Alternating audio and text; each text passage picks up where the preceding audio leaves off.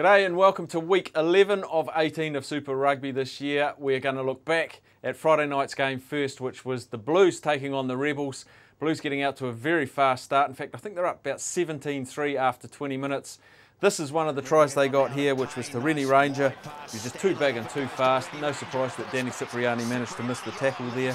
The punters got on the Blues by 13 and over. They were a little bit worried when the Rebels came back at them though, but in the end they were too good, but only just. I don't like the hot and cold nature of the Blues. They're going to have to snap up their form if they're going to carry on into the fat end of the season. Next game is the Crusaders against the Highlanders. This was our biggest match of the round.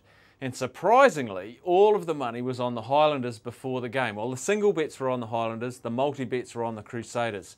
$6 the Highlanders were paying, and boy did you get some nice returns. Have a little look at this try. It is the start of the second half. There was an error at the kick-off which enabled the Highlanders to gain the ball. Tony Brown putting in this, it was almost a rugby league try, the cross kick into the wings' hands. 1 minute down in the second half and they'd extended their lead beyond the half-time advantage. So great start for the Highlanders, great game for the Highlanders. Well done punters, you cleaned us out, and the singles bets, many thousands of dollars went west. The third game we'll have a look at from last week is the Reds against the Waratahs. I told you it'd be war, and it was. Unfortunately, Drew Mitchell busted his ankle. It turned around the wrong way, much the same as Piriwepu's injury by all accounts, so it probably rules him out of the World Cup. But I've picked out a try, Quade Cooper's try here. This is why we love watching this guy. You don't have to like the man, but you've got to like the rugby player. Just look at the fend, the speed, the power, and the flip. Well, the flip was outstanding. He was trying to outdo Digby Ioane, who was right behind him. But the Reds, they're entertainers. They got the win, first time in many a long time that they've beaten the Waratahs. Well done to them. Punters, you got one over us on that one as well. You beat us on the Highlanders, you beat us on the Reds. We'll see if we can do better this week. Into the black book we go, which shows us all the biggest winners and losers of the week. 4 bets for us to have a look at this week. $5,000 on the Blues, 13 and over. That was only paying $1.37. So you had to sweat it out a bit when the Rebels came back in that second half, but you got there. Your $5,000 turned into a little bit more. $5,000 on the Force, getting a 6.5 point start against the Bulls. Well, not only did they cover the start, they won the game. So the $1.85 there for your $5,000, that was a nice win as well. A loser though, $5,500 on the Crusaders, minus 14.5 at $1.87. Well, that line was beaten by plenty, by about 22 points, because they didn't get within Kui, the Crusaders. And the biggest one of the week, $10,000 on the Highlanders to beat the Crusaders.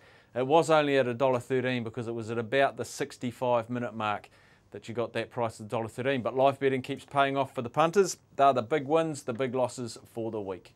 To round 11 we go, and the big one for the weekend is there at Carisbrook. It is the Highlanders against the Blues. The Blues coming off that nice win, a lucky win, a hot and cold win against the Rebels. Have a look at this try here from Benson Stanley. He ripped the ball off Danny Cipriani, and that seems to be what everyone's talking about. But I want you to have a look at this fend here against Gareth Delve. Everyone's talking about the big Welshman being a potential starter for Wales in the World Cup, but Benson Stanley made him look ordinary. I know he's a powerful little man, Benson, but shoddy defence from the Rebels, and that got the Blues rolling again. They've got fantastic attack at times, the Blues.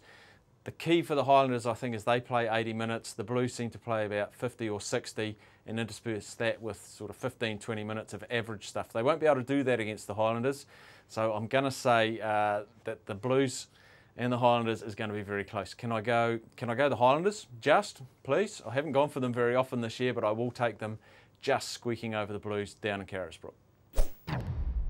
Saturday night in Wellington, and the Cake Tin faithful welcome back the Hurricanes from a not so pretty tour for them. They did pick up 1 win, but 2 losses on the road for them. They are battling for form, as we know, but I've just started to see some hints in their attack that they are starting to turn the corner. And then what happens? They lose Manonu, Corey Jane, looks like Serge Lilo's out for a little while as well. They may welcome back Piriwepu. They may welcome back Conrad Smith as well. So we'll be keeping a very close eye on the Hurricanes. We'll have a look at one of their tries from last week, and it was the man Manonu looked up, spied a couple of forwards in the back line. That's what happens when forwards get in the back line. The good backs can run around you. Little inside pass to Corey Jane, pulls a hammy, scores a try.